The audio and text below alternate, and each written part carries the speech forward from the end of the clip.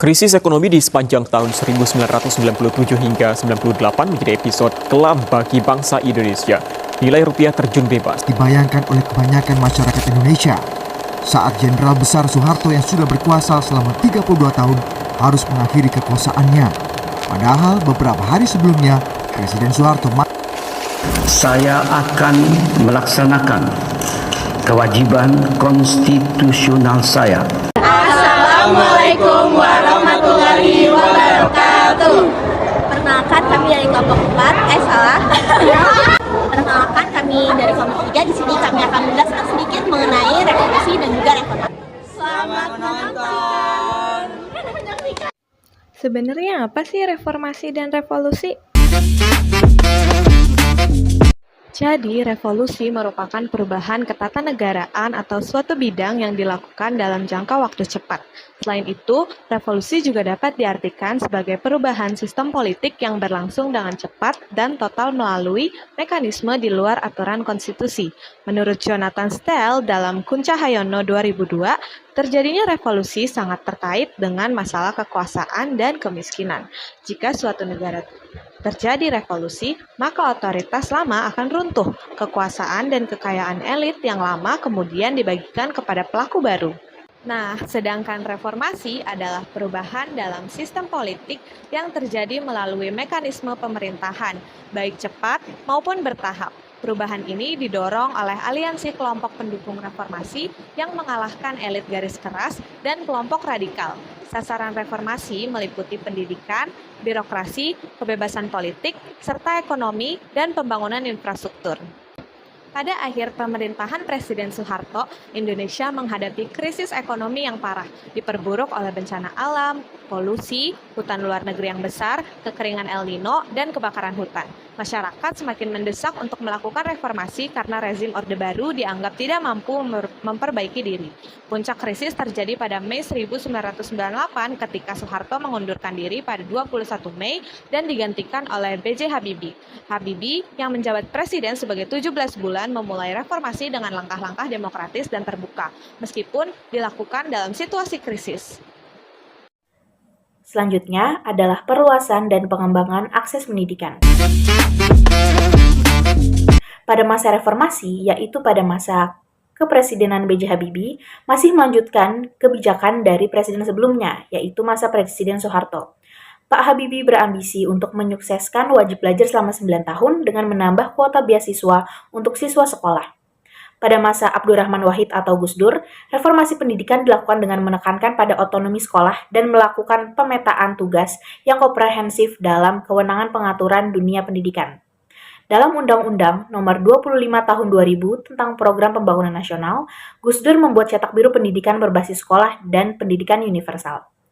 Pada pemerintahan Megawati, dikeluarkan Undang-Undang Nomor 20 Tahun 2003 tentang Sistem Pendidikan Nasional yang isinya adalah tentang kewajiban negara menyediakan 20% dari APBN dan APBD untuk pembangunan dunia pendidikan yang terrealisasikan pada masa kepresidenan selanjutnya yaitu Susilo Bambang Yudhoyono. SBY meminta kepada Menteri Keuangan Sri Mulyani agar 20% APBN untuk anggaran pendidikan paling lambat dilakukan pada tahun 2009. SBY juga menjalankan beberapa program, diantaranya adalah Bantuan Operasional Sekolah atau BOS, Bantuan Siswa Miskin atau BSM, dan Bidik Misi bagi mahasiswa yang kurang mampu. SBY juga memberlakukan sekolah gratis dari SD hingga SMP yang membebaskan siswa dari SPP dan biaya peminjaman buku perpustakaan yang berlaku di sekolah negeri maupun swasta. Pada pemerintahan Jokowi, diberlakukan 9 program prioritas yang dikenal dengan nama Nawacita, yang menjadi penuntun bagi kebijakan pemerintah sepanjang tahun 2014 sampai dengan 2019, yang perwujudannya adalah Program Indonesia Pintar dengan wajib belajar 12 tahun bebas pungutan. Selanjutnya kita akan memasuki kebebasan politik dan berekspresi. Yang pertama yaitu kebebasan menyampaikan pendapat dan aspirasi politik. Pada saat ini kita berada di era di mana kita dapat menyampaikan pendapat kita secara bebas. Hal ini merupakan buah dari masa reformasi 1998 di mana didasari oleh nilai-nilai demokrasi terbuka dan menghargai kebebasan. Pada Undang-Undang Dasar 1945, Pasal 28 dan 28E pada ayat 3 mengatur tentang kebebasan untuk menyatakan pendapat. Memasuki masa reformasi 1998, Presiden B.J. Habibie menguatkan lagi melalui Undang-Undang Nomor 9 Tahun 1998 tentang kemerdekaan menyampaikan pendapat di muka umum. Hal ini dapat dibuktikan oleh kebebasan masyarakat Timur Timur. Yang kedua yaitu perkembangan partai politik.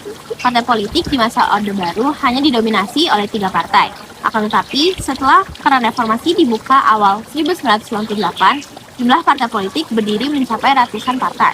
Salah satu partai yang masih berdiri hingga saat ini yaitu Partai Gerindra, Partai Demokrasi, dan PDI Perjuangan. Yang ketiga yaitu pemilu langsung. Pemilihan umum langsung ini pertama kali diadakan pada tahun 2004. Pemilihan ini dinilai dapat memperkuat legitimasi dan mengurangi politik uang dalam pemilu. Sejak saat itu, pemilihan presiden dan wakil presiden dilaksanakan melalui pemilihan umum langsung oleh rakyat. Yang keempat yaitu kebebasan pers dan jurnalisme warga.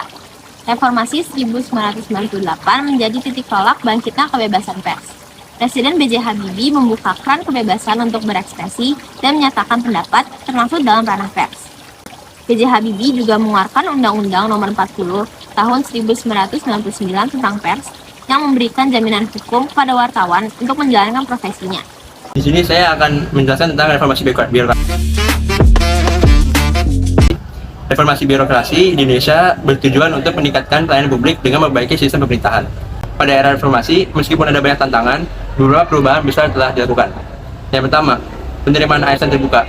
Pada tahun 2011, Indonesia mengesahkan Undang-Undang Aparatur Sipil Negara yang mengubah cara pengelolaan pegawai pemerintah. Yang kedua, reformasi lembaga negara. Pada masa Presiden Gus Dur, beberapa departemen dibubarkan, seperti Departemen Penerangan dan Sosial. Pergantian istilah dari departemen menjadi kementerian juga terjadi, serta evaluasi terhadap lembaga non-struktural seperti KPK dan KPU. Yang ketiga, peraturan ketenaga kerjaan. Undang-undang ketenagakerjaan yang lebih berpihak pada pekerja dengan memberikan jaminan sosial dan perlindungan bagi tenaga kerja, termasuk melalui BPJS Ketenagakerjaan. Yang keempat, itu otonomi daerah. Sejak 1999, pemerintah daerah diberikan lebih banyak kebebasan untuk mengelola urusan masyarakatnya sesuai dengan kebutuhan lokal, bertujuan untuk mengurangi kesenjangan antara pusat dan daerah. Assalamualaikum warahmatullahi wabarakatuh. Kali ini saya akan membahas tema reformasi dan pembangunan infrastruktur. Reformasi ekonomi pada Presiden Habibie terfokus pada pemulihan krisis ekonomi 1997. Di masa Presiden Megawati, reformasi berhasil menjaga stabilitas makroekonomi meskipun reformasi mikroekonomi kurang optimal.